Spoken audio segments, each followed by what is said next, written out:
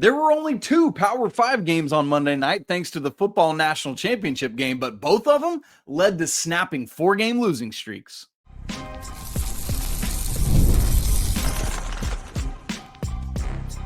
You are Locked On College Basketball, part of the Locked On Podcast Network.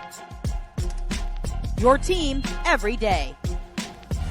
Hey there, what's up? Happy Tuesday. Welcome into the Locked On College Basketball Podcast, the only daily national college hoop show out there. I'm your host, Isaac Schade, and you're joining me at the place to get your college hoops every single day. It's all part of the Locked On Podcast Network. Thank you so much for making us your first listen or watch today. And a reminder that you can catch every episode ad-free on Amazon Music. Shout out to all the everydayers joining us, all the members of the Locked On College Basketball Discord as well. Welcome in, guys. It's great to be together. This episode is brought to you by FanDuel. From the first whistle to the final drive, FanDuel makes the NFL playoffs even more exciting. Right now, new customers, you can bet $5, and if you win, you get $300 in bonus bets. Check it all out at FanDuel.com.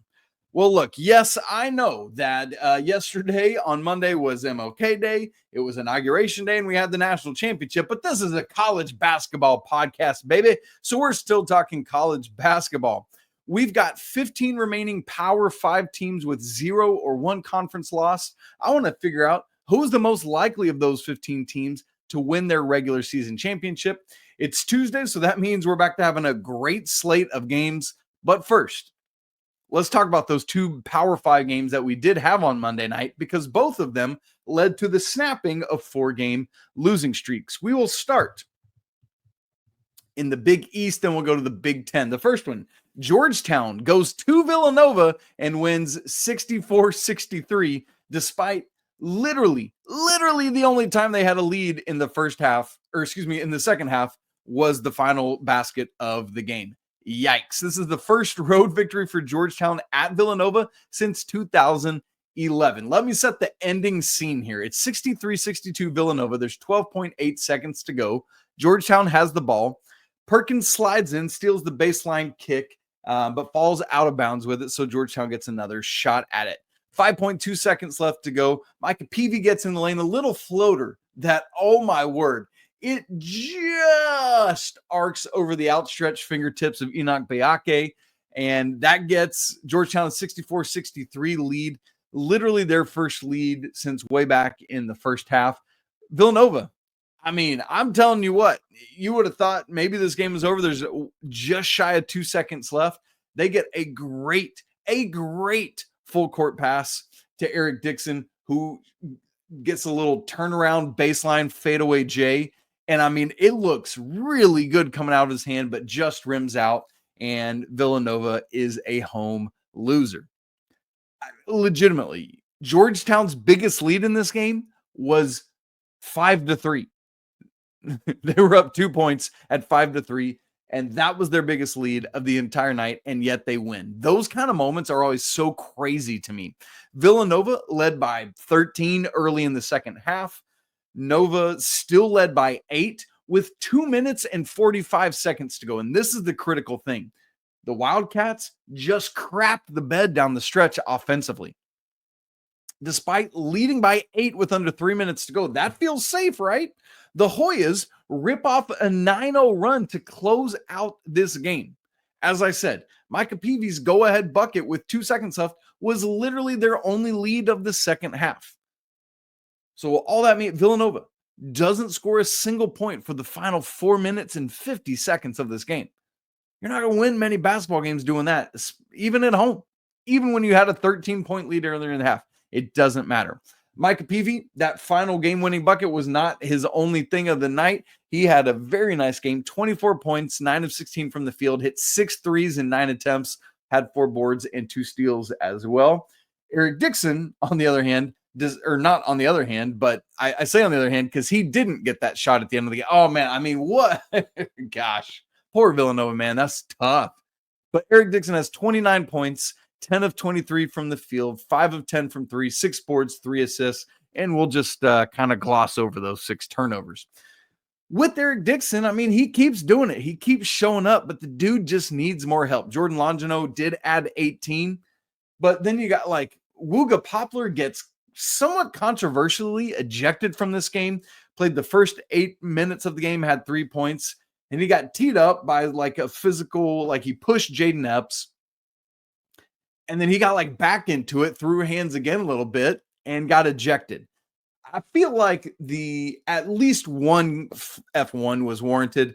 A second, meaning ejection, I could see it either way. If I'm being honest, I don't know that I would have sent him out, but they did, and Villanova doesn't have him for the final like 32 and a half minutes of this game. That's tough. Ramifications of this whole thing: Georgetown had been struggling, desperately needed this win, similar to what we talked about on yesterday's show with Pittsburgh. Pitt had started off 3-0 in ACC play and then had lost like 4 straight. G-Town is in the same scenario. Started off 3-0 in Big East play, had lost 4 straight. Most of them understandable, at Marquette versus UConn at St. John's. Most teams are going to lose those games. But then this is the team, Georgetown, that let DePaul in their 39-game Big East regular season losing streak. But Georgetown gets this win, now back to 500 in the Big East, and contextualizing it, like, yes, the way Big East schedule started this year, like, oh man, you wish you were better than 4-4, but let's just remember, last year, 2 Big East wins.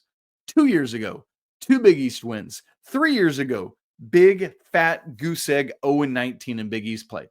So, like in that regard, this is massive for what Georgetown is doing. Coach Cooley's crew has literally matched their combined wins all in the first 8 Big East games of this season. They've won as many as they have the previous 3 seasons combined. You got to be pleased with that. As for Nova, man, like it stinks. It really felt to me, maybe you felt like they were finding something. Villanova was turning a corner. They started 3-4 this season overall, but then they won 8 of their next 9. They were 11-5. 4-1 in the Big East, including wins over UConn, over now, suspect Cincinnati team. But since then, they've dropped 3 of their last 4 games at St. John's, at Xavier, and then this Georgetown game. So now they're 12-8, 5-4, and their next 2 games are at Marquette and hosting Creighton, who just beat UConn as well. So it's like, you could go from 4-1 in Big East play to very easily sitting at 5-6, and that's got to be frustrating. I just, man. All right. Well, anyway, there was another game. Let's move to the Big Ten that also ended a 4-game losing streak, and that was Penn State, who got a home win over Rutgers 80-72. This is a battle of the aces, Baldwin and Bailey, right? Bailey wins the battle. Baldwin wins the war. Rutgers cut this, it's an 8-point final margin, but it really was a bunch of free throws in the closing seconds. Rutgers cut it down to 3 with 21 seconds to go, but then Penn State just hit 5 free throws in the end. Rutgers couldn't get anything else to go, and that was that. Penn State, similar to Georgetown, had a 5-game losing streak, and so really, really good to do. That they had avenged a loss. They had lost at Rutgers earlier this season, December 10th, 80-76. And it's the same kind of thing as Villanova or as Georgetown. Nittany Lions were 12-2 overall, 2-1 in Big East play. But then they came into this one 12-6 overall, 2-5 in Big Ten. I think I just said Big East play a second ago. Big Ten play. So that's tough. Ace Baldwin had missed a game with an injury. This is his second game back, which, by the way, he's dropped 20 in both of those games now. They lost to Michigan State over the weekend, 90-85, or I guess that was last week. But he dropped 20 in that game, had 22 last night against Rutgers, played all 40 minutes. So I think Ace Baldwin is back and good to go. Thank you very much. So there's that. Penn State also got 18 in this game from one of the very best games in all of college basketball, Yannick Conan Niederhauser. What I just love it. 16 from Nick Kern as well. As for the other ace, the ace that won the battle, Mr. Bailey, 30 points in this game. Listen to this efficient shooting. 13 of 15 from the field, 4 of 5 from 3, 7 boards, and a steal. I mean, that is just crazy stuff from Ace Bailey. It's great to see him kind of catching up now to what Dylan Harper's been doing. An insane baseline jam he had late in the game with about 5 minutes left. From where he took off, I thought he was going to have to adjust and just lay it up, finger roll something, but he threw it down. Had a little taunting afterwards, got teed up for that, whatever. Scored 11 points in the final 5 minutes of this game. Crazy, crazy stuff. Dylan Harper, on the other hand, had just 7 points in this game, 3 of 11 from the field. And so for Rutgers, things are heading now back in the wrong direction. I mean, it just keeps bad. They had gotten, I was wondering, like, maybe they're starting to turn a corner. Maybe a couple more wins, you string it together, and we can start thinking, is there an outside shot at the NCAA tournament again? But you just can't keep piling up losses. They had just beaten UCLA at home. They had just won at Nebraska to get back above 500 overall, 10-8, although they were still under 500 in Big Ten play at 3-4. Now, with this loss, Rutgers falls to 10-9 and 3-5. And I got to tell you, man, I looked ahead at Rutgers' schedule. Y'all, hosting Michigan State, at Northwestern. That's the easiest game of the next 5, if that's going to tell you anything. Hosting Michigan State, at Northwestern, hosting Michigan, hosting Illinois, and then at Maryland. I mean, good grief, which I can't wait to watch those 3 stud freshmen go off against each other. Derek Queen and Bailey and Harper. I guess, honestly, same is true against Illinois with all of their great freshmen as well. Man, crazy stuff. I guess the silver lining is you get Michigan State, Michigan, and Illinois all at home, but that's 3 of your next 4 games. I mean, things just are not in a good space for Rutgers. Well, folks, congrats to Georgetown. Congrats to Penn State on snapping those 4-game losing skids while basically nobody was watching because they were getting ready for the national championship game. There are 15 Power 5 teams that have either 0 or 1 loss in conference play. Who's the most likely of those 15 to win their regular season title? And who outside of those 15 could crash the party? We'll get to all of that in just a second. Right after I tell you about FanDuel, from the first whistle to the final drive, FanDuel makes the NFL playoffs even more exciting. Right now, new customers, you can bet $5, and if you win, you get $300 in bonus bets. It's $300 to keep all the action going. The FanDuel app, man, is really easy to navigate, really easy to work your way through it. They got a variety of bets in there to keep the game exciting no matter what's going on. Maybe you're trying to put some stuff on your favorite team, or maybe you're like, hey, I'm watching the AFC and NFC championship game, and I just want to keep things interesting. Awesome. Knock it out. FanDuel has got you covered. As we look to tonight's slate, which we'll set up here in a little bit, there's one ranked matchup. Number 6, Tennessee, favored over number 15, Mississippi State by 7.5. And so if you want to get in on the action or anything else going on tonight, check it all out at FanDuel. To get started, and remember, a chance to win up to $300 in bonus bets at FanDuel.com. Make this playoff season unforgettable with FanDuel, an official sportsbook partner of the NFL. I realized at the back end of the weekend, like Sunday afternoon at some point, I was like, man, with these losses that happened to some of the power, to the big teams, we're losing the number of undefeated teams we have in conference play in the Power 5 conferences, ACC, Big 12, Big East, Big 10, SEC. But there are still one in most of them. So I went and counted it all up. There were 15 teams in those 5 conferences that either have 0 or 1 losses. It almost worked out perfectly because 4 of the 5 have exactly 1 undefeated team, but then the Big East ruined it because Marquette lost. Could have had 1 in all 5, and that would have made for a great conversation, but it's still going to be a good one. So ACC, 1 team has no losses. It's Duke, of course. And then Louisville, Clemson, Wake all have 1 loss heading into Tuesday. Big 12, Houston, the lone remaining undefeated team. Arizona and Iowa State are the teams with 1 loss. Big East, again, no undefeated teams remaining, and you've got both Marquette and St. John's with 1 loss. Big 10, Sparty is the lone remaining undefeated. And then you got Purdue and Michigan with 1 loss. And then in the SEC, the Auburn Tigers, despite losing Janai Broome, have won their last 2 games. They are still undefeated in SEC play. And then Ole Miss, Alabama, and Mizzou are the 1-loss teams. Crazy, crazy, crazy. So of those 4 undefeated teams in conference play, again, that's Duke, Houston, Michigan State, and Auburn. Which of those are most likely to win their conference's regular season championship?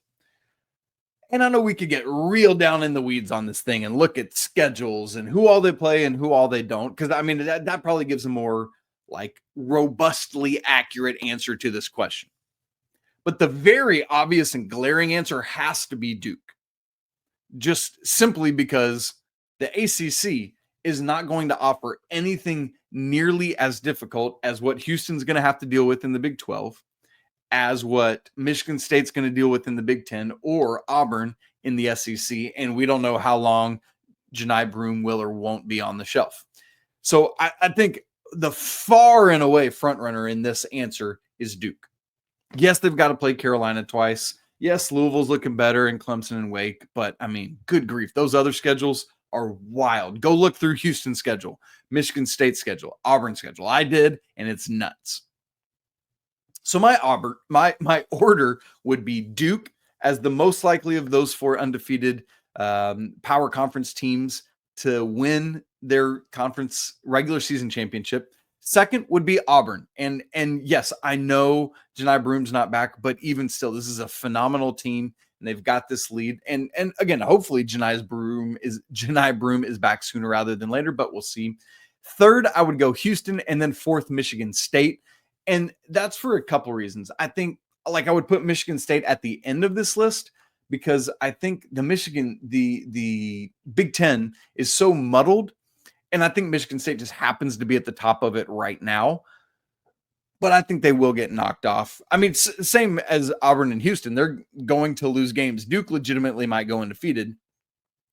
But I just think Auburn, despite the SEC strength, has a better shot at winning the SEC than Houston does the Big 12. Although I think Houston has a better shot at winning the Big 12 than Michigan State does at winning the Big 10. How would you rank those? I'd love to know your order as well.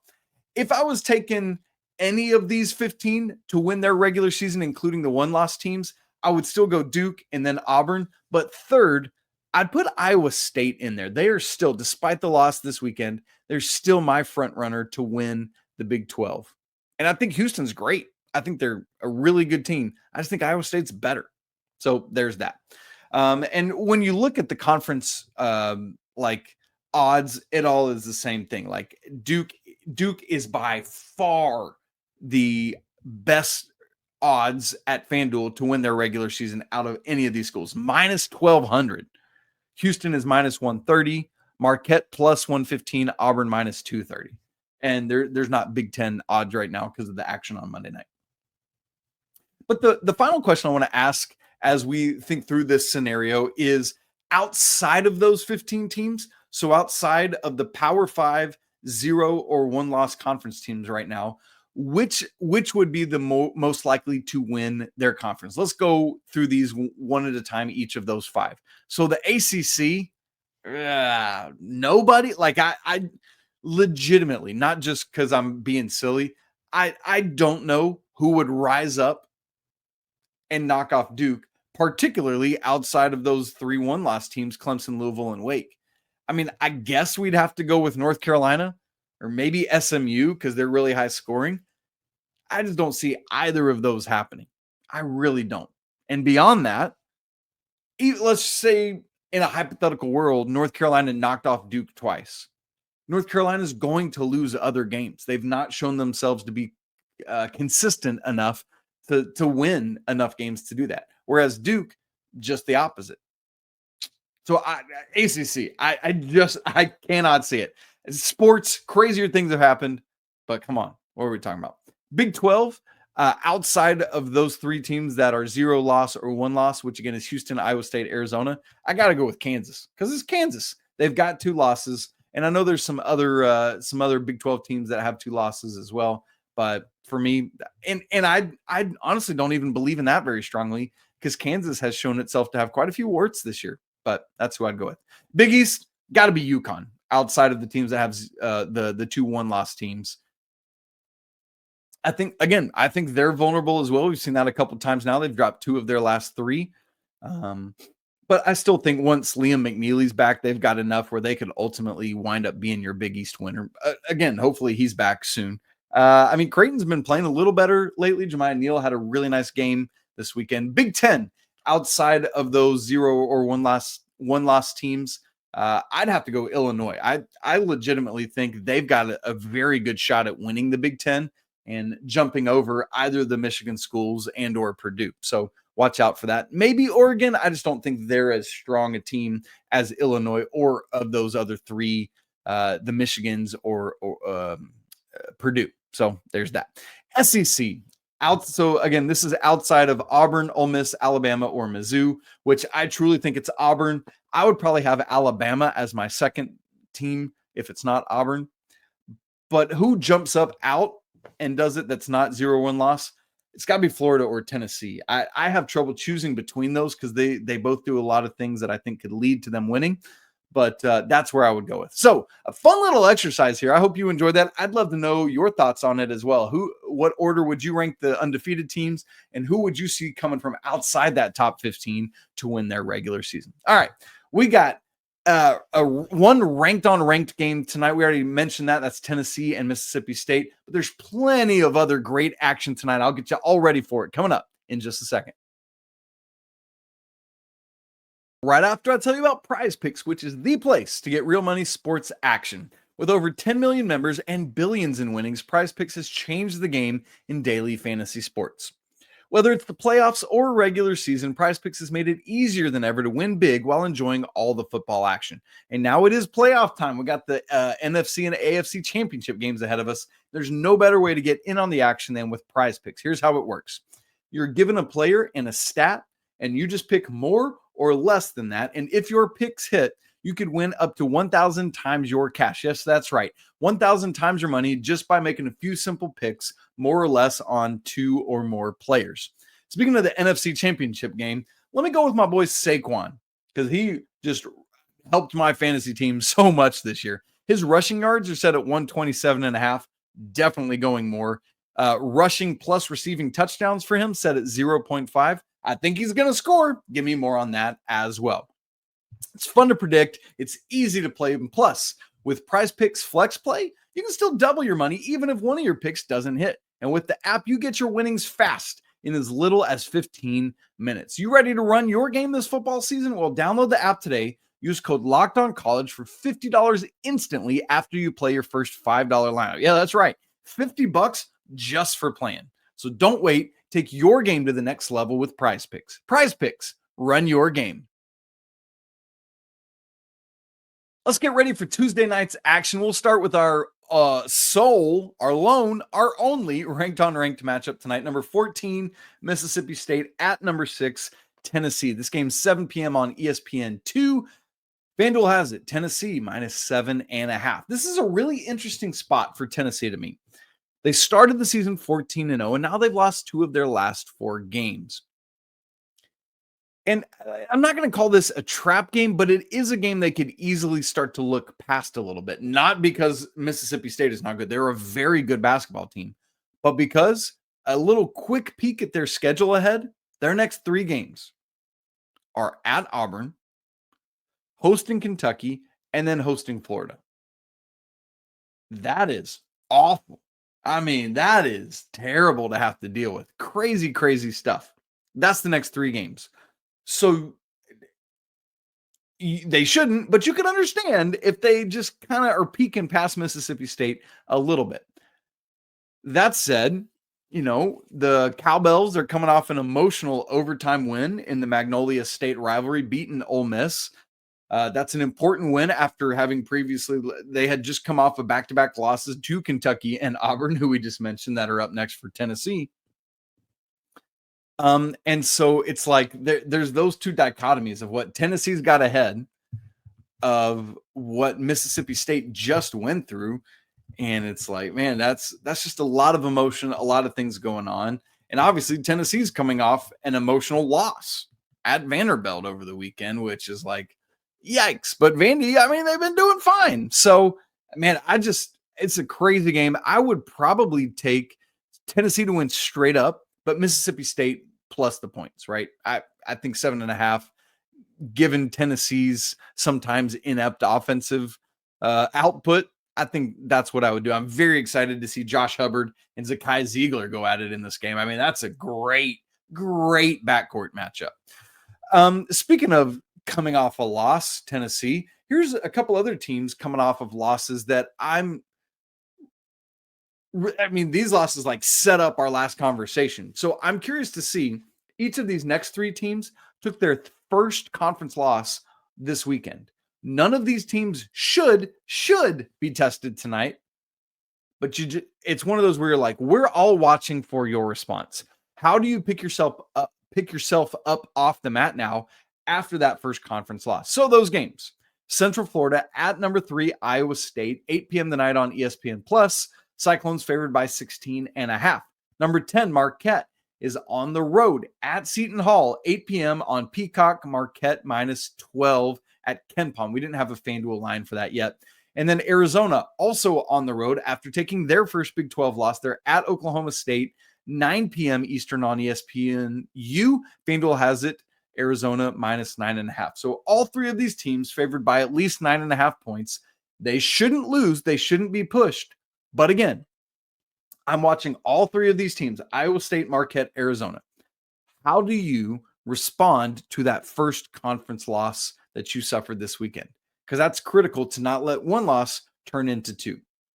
I think the most vulnerable would be Arizona. And I mean, obviously you look at these lines and that's the smallest of the 3 lines. Sure, you could do it that way. But Iowa State they're home. They just don't feel as vulnerable to multiple bad games like that. Same with Marquette. And so I would just go with the Arizona. And then one other team coming off a loss, although for this team, it's not their first conference loss, and that's UConn, number 19 now in the nation, who hosts Butler tonight, 7 p.m. FS1. FanDuel has it UConn minus 12.5. Again, though, UConn's lost 2 of their last 3. How do they, similar to those other teams, how do they respond tonight as Butler comes to town? Going to be very interesting to watch. Maybe the spirit of Gordon Hayward will be alive and well. On the other side of all this, how about some teams that unexpectedly all of a sudden are all ranked and looking pretty good? Thank you very much. Number 25, Louisville, is at SMU tonight, 9 p.m. ACC Network. FanDuel has it SMU, interestingly, minus 1.5. SMU is a crazy high-scoring team that had been off to a great start. They took back-to-back losses to Duke and North Carolina, but since then, they've reeled off 3 straight: Georgia Tech, Virginia, and Miami. They dropped 117 points on Miami on Saturday. I mean, it's absolutely crazy. But now they host Louisville. It's interesting because KenPom has SMU favored to win by 2. And then, as we said, FanDuel also has SMU favored to win. So the question for Louisville then is, look, you're riding now an 8-game winning streak. 8 straight games for Louisville. They started ACC play 0-1. They lost at home to Duke, understandable. They beat UTEP, and then they lost at Kentucky. And at that point, we're like, all right, Louisville 6-5, fine, whatever. Since then, 8 straight wins, now 14-5. And in that stretch, it's not terrible. You know, they've got wins over North Carolina, Clemson, Pitt, Florida State. So it's not some, like you look at Wake, who is also a 1-loss ACC team as well. They've reeled off 5 in a row, but it doesn't include Clemson, Pitt, North Carolina, Florida State at all, by any means. So I think Louisville is legit, and this is a great test to go on the road to SMU. They've already won bigger games than this, but it's tough. And by the way, I'm looking at the KenPom page right now. This is the last regular season game that Louisville is not a favorite the rest of the season because of what they've done. Really, really impressive stuff by Pat Kelsey's club. So they've risen up to the occasion. It's great to see. Another one of those is Darren DeVries' West Virginia Mountaineers team. West Virginia tonight is hosting. West Virginia now is number 23, by the way. Let's give them those props. Hosting Arizona State, 9 p.m. CBS Sports Network. West Virginia favored by 7.5 in that game. And so, again, same kind of thing. West Virginia, now they're in Big 12 play. They've taken a couple losses, but they're 4-2. They've beaten Iowa State. They've beaten Kansas. They've beaten Arizona. They've beaten Gonzaga. I mean, it's crazy. West Virginia. We just didn't think they would do anything, and here they are. Same as Louisville. First-year coach Pat Kelsey. First-year coach at West Virginia, Darren DeVries. Really, really good stuff there. Again, they're favored by 7.5 as Arizona State comes to town. And then the other team is Mizzou, number 22 now. They're at Texas tonight, and that game's at 9 p.m. on SEC Network. Texas by 2.5. So 2 of these 3 teams are on the road and both dogs in these games. How will they respond? Really interested to watch. But just, man, kudos to Louisville, kudos to West Virginia, kudos to Mizzou for what they are doing. Just a couple other games I'm going to rattle off really quick. Vandy at number 4, Bama, 7 Eastern, SEC Network, Bama by 12.5. Ohio State at number 11, Purdue, 7:30 on Peacock, 9.5 points for Purdue. Ohio State, can you ride some national championship momentum from what happened Monday? We'll see. Utah at number 7, Houston, 18, Wisconsin at UCLA, Washington at 15, Oregon, North Carolina at Wake Forest. That's a very interesting game. And so we're going to watch out for all of those. Andy and Leaf will be with you live on Wednesday morning to unpack all of Tuesday night's slate. So that's going to be great stuff. All right, folks, thanks so much for hanging out with me on Tuesday. A lot of fun things to talk about today. I hope you have enjoyed it. If you have not yet subscribed to Locked On College Basketball on video and audio, make sure you do it. Subscribe right now on YouTube to make sure you don't miss a second of all our great content and just getting to talk college basketball. Man, what could be better? If you haven't joined the Locked On College Basketball Discord, that link is in the show notes and it's absolutely free to join. We're talking hoops all the time. It's a great place to be. As always, I want to say apologies to the Lawyer family. Let's go Wild Popes, and shouts to our guy, Mick Bruins. We'll talk again tomorrow, but until then, peace.